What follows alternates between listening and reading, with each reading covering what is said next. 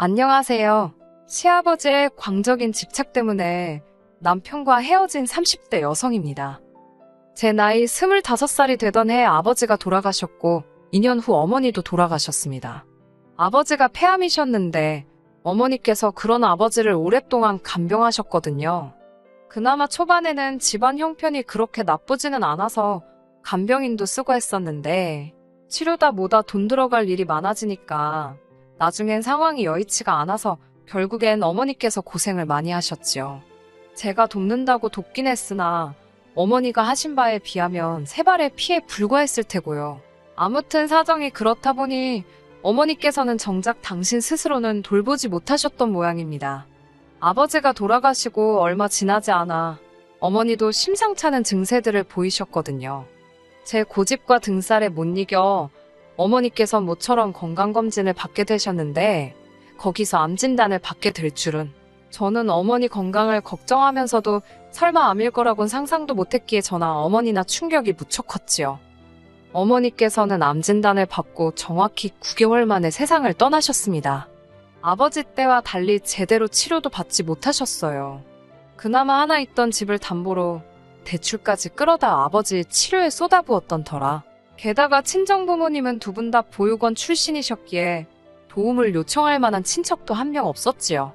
저 역시 외동딸이었기 때문에 많은 일들을 혼자 처리해야 했고 이래저래 참으로 서글픈 상황이었네요. 어머니 휴대폰에는 몇 안 되는 지인들의 연락처가 있었고 그분들만 모시고 간단히 장례를 치렀습니다. 마음을 제대로 추스릴 새도 없이 평소와 다름없이 출근을 했습니다.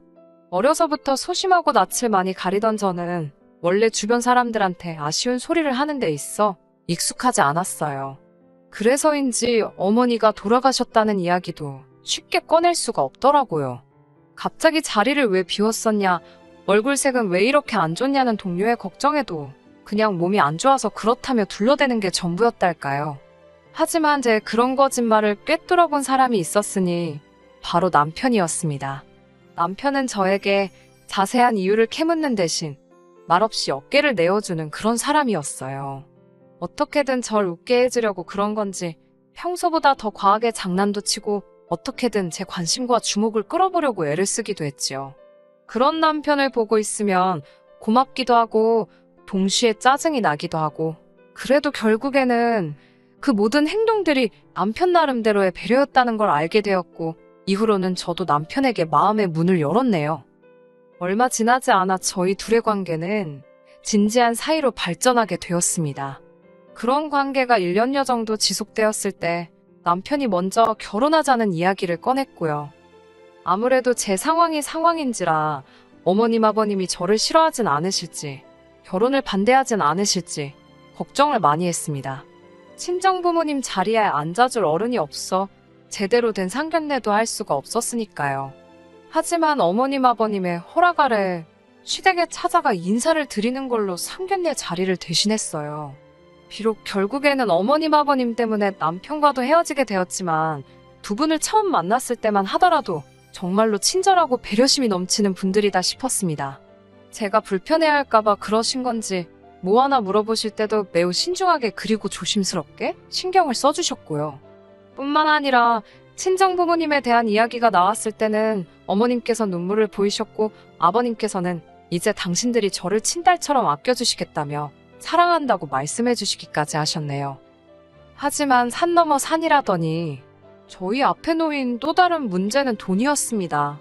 저나 남편이나 각자의 사정으로 모아둔 돈이 많지가 않았거든요. 친정이 없는 상황에서 시댁 도움만을 받자니 그것도 영 내키지가 않았지요. 남편과 한참을 고민하고 상의한 끝에 저희는 반지하 전셋집에서 시작하기로 했습니다. 어차피 남편이나 저나 집에서는 거의 잠만 잘 듯했기에 큰 문제는 없을 거라고 생각했거든요. 반지하에서 딱 2년만 버티자 그 2년 동안 열심히 돈만 모아서 나오자며 다짐을 했네요. 하지만 반지하 생활이 어느 정도 적응이 되어가던 무렵 문제가 생겼습니다. 집을 알아볼 때부터 가장 걱정했던 것 중 하나가 바로 곰팡이와 누수였는데 결국엔 그 두 가지 모두를 겪게 되었거든요.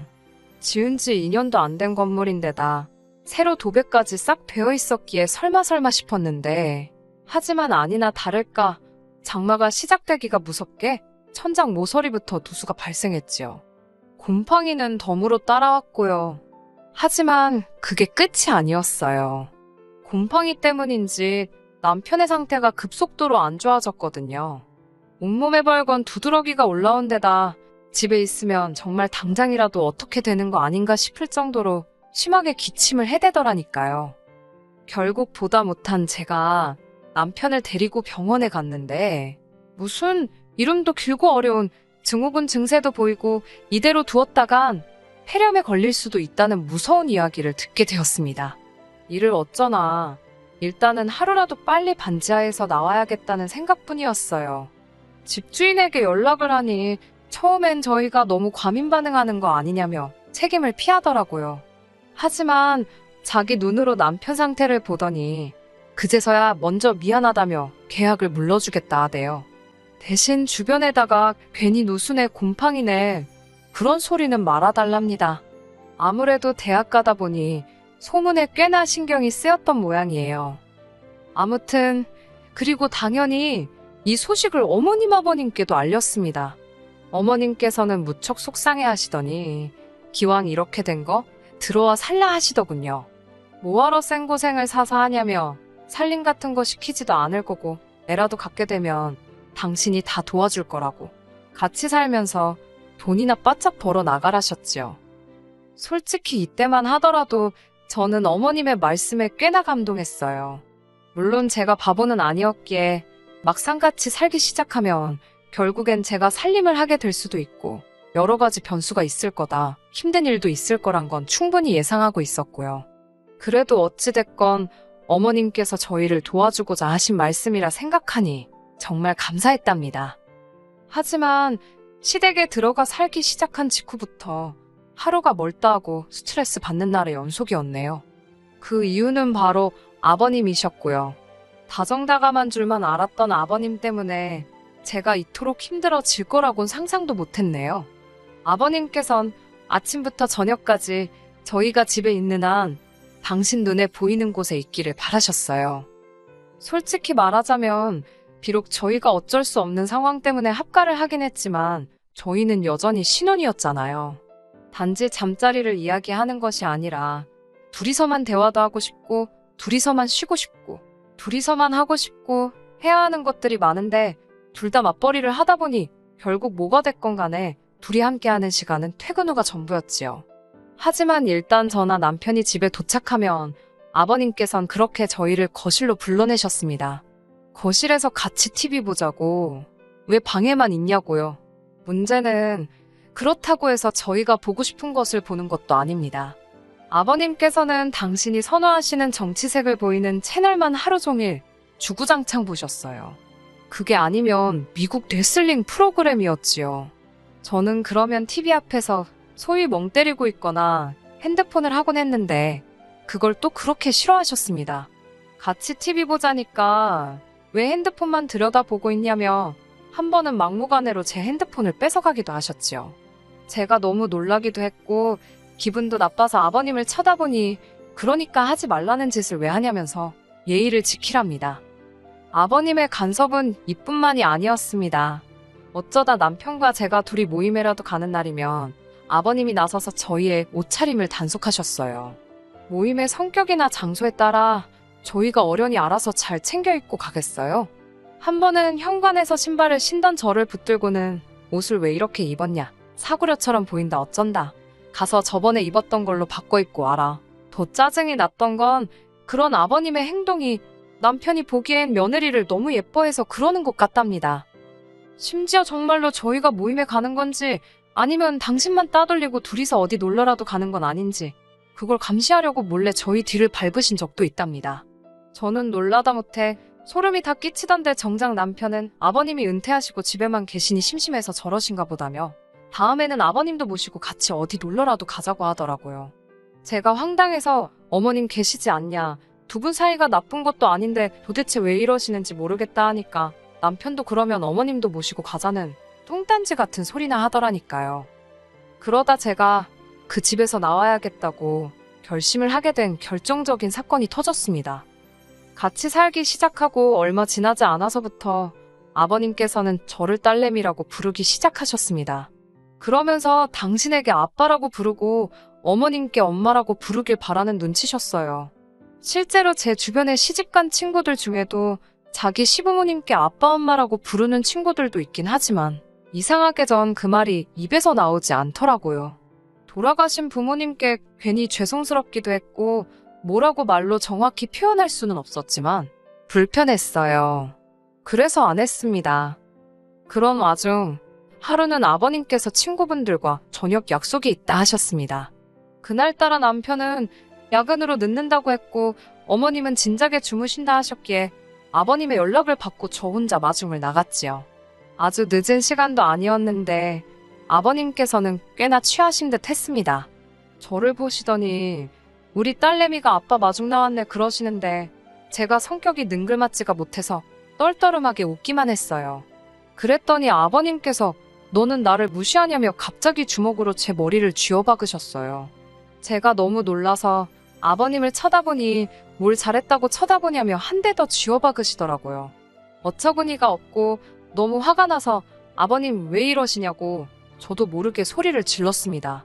그러자 아버님께서도 저더러 저 눈깔 좀 보라며 그 말을 하시는 아버님 표정이 얼마나 살벌하던지 놀란 제가 쟁걸음으로 먼저 도망치듯 집으로 들어갔습니다. 곧바로 아버님이 뒤따라 들어오는 소리가 들렸는데 제 심장이 터질 것처럼 빠르게 뛰대요. 집에 어머님이 계신다는 걸 알면서도 아버님의 존재 자체가 너무 무섭게 느껴졌어요. 아버님과 간발의 차로 제가 먼저 방문을 잠그니 아버님께서 너 이리 좀 나와보라며 너는 아빠 알기를 우습게 아냐고 고래고래 소리를 지르셨습니다. 덜덜 떨리는 손으로 남편에게 전화를 거는 그때 아버님의 소란에 어머님이 잠에서 깨셨는지 어머님 목소리가 들렸어요. 어머님께서 이게 다 무슨 일이냐며 방문 너머로 저에게 물으셔서 아버님이 무서워 죽겠다 했습니다. 그러자 어머님이 아버님께 한 소리를 하시는 듯 했는데 뒤이어 어머님의 악하는 소리와 함께 쿵소리가 들렸습니다. 그리고는 바로 또 뭔가 던져지고 깨지고 아무래도 두 분이 싸우시는 것 같았지요. 남편에게 빨리 집에 오라고 아무래도 아버님이 어머님을 때리시는 것 같다 하니까 남편이 무슨 일 있었냐고 묻더라고요. 저는 그런 걸 설명할 시간이 어딨냐고 아버님이 무서워서 내가 방에 숨었더니 어머님이 아버님한테 나 대신 한마디 해주시려다 저렇게 된 것 같다고 했어요. 솔직히 당시의 기억이 아주 선명하지는 않아요. 그 정도로 충격이 컸기 때문이겠지요. 남편이 오려면 좋게 1시간은 걸릴 것 같았고 어머님의 상태가 걱정된 저는 결국 경찰을 불렀습니다. 한 20여 분 지났을 무렵 경찰이 왔고 제가 잽싸게 뛰어나가 현관을 열었어요. 언뜻 둘러본 집안은 말이 아니대요. 어이가 없었던 건 아버님은 그새 세상 모르고 소파에 널브러져 주무시고 계시더라니까요. 한편 경찰이 어머님과 저에게 괜찮냐 물었고 저는 어떻게 된 일인지 다 이야기하려고 했습니다. 하지만 어머님께서 저더러 조용히 하라는 듯 눈치를 주시더니 별일 아니라며 경찰을 돌려보내시대요. 경찰이 돌아가기가 무섭게 남편도 도착을 했습니다. 저는 어머님과 남편에게 아버님께서 내 머리를 2대나 때리셨다. 그리고는 갑자기 비속어를 쓰시며 나에게 겁을 줬다고 좀 전에 있었던 일을 자세히 털어놓았어요. 그런데 제 이야기를 다 들으신 어머님께선 전부 다 제 잘못이랍니다. 아버님께서 딸이 없어서 저랑 친해지고 싶어 하시는데 제가 안 받아주니까 속이 상해 그러시는 거라나요. 아니, 엄연히 며느리와 시아버지의 관계인데 왜 어거지로 부녀 사이 흉내를 내려 하시는 거냐. 나는 너무 불편하다 했습니다. 하지만 남편도 저더러 돌아가신 장인어른한테 미안해서 그러는 거냐며 너무 어렵게 생각하지 말고 마음의 문을 좀 열라대요. 다음날 아침이 되도록 저는 잠을 이룰 수가 없었습니다. 너무나 태어난 어머님의 반응도 충격적이었고 그런 어머님을 조금도 걱정하지 않는 듯한 남편의 태도에도 할 말이 없었어요. 무엇보다도 무조건 제가 잘못했다고 저를 나쁜 사람으로 몰아가는 게 어찌나 야속하던지 그렇게 복잡한 머릿속을 정리하려고 애쓰고 있는 와중에 어머님이 저더러 아버님 해장국을 좀 끓이라셨어요. 그리고 당부하시기를 아버님 일어나시면 무조건 죄송하다 하랍니다. 아침 밥상이 다 차려지자 아버님께서 느릿느릿 안방에서 나오셨습니다. 아버님께서는 여전히 노여움이 다 풀어지지 않으셨는지 저를 없는 사람 취급하시더라고요.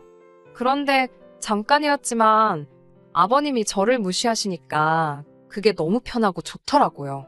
하지만 그 기쁨도 잠시였어요. 아버님께서는 저더러 당신한테 할 말이 없냐입니다. 이번엔 어머님뿐만 아니라 남편까지 저에게 눈치를 주는데 솔직히 뭐라 할 말이 없었어요. 일단 어제 일에 대해선 확실히 사과를 받고 싶었고 아빠라는 소리는 죽었다 깨어나도 하기 싫었으니까요. 그렇다고 아버님과 어제 일에 대해서 시시비비를 가릴 수도 없었으니 차라리 입을 다물고 있는 게 낫겠다 싶었습니다. 그러자 아버님께서는 진짜 괘씸하다며 이렇게 고집이 센 줄 몰랐다 하시더니 식사하시던 밥수저로 제 머리를 또 때리시는 거예요. 정말 머리가 띵하고 눈물이 다 찔끔 나오더라니까요. 제가 정말 왜 이러시냐니까 내가 뭘 어쨌냐며 말 안 듣는 자식 부모가 한 대 때릴 수도 있지 그러시더니 또 들고 계시던 수저로 2대를 연달아 때리셨습니다. 그렇게 얼떨결에 3대를 맞고 나니까 기분 진짜 더럽더라고요. 아프고 그런 게 문제가 아니라 너무 수치스러웠습니다. 저는 아버님께 적당히 좀 하시라고 소리를 꽥 질렀습니다. 아버님이 무슨 자격으로 저를 때리시냐고 지금부터 제 털끝 하나라도 건드리시면 폭행으로 신고할 거라 했지요. 그러자 남편이란 사람이 한다는 소리가 저더러 적당히 좀 하랍니다. 왜 주는 사랑을 받지를 못하냐면서 다른 집 며느리들은 시부모한테 사랑받고 싶어 안달이라는데 저는 뭐가 그렇게 불만이냐고요. 제가 남편에게 이게 무슨 사랑이냐고 따졌습니다. 당신 뜻대로 안 되면 쥐어받고 수저로 때리고 이게 상식적으로 말이 되냐고요.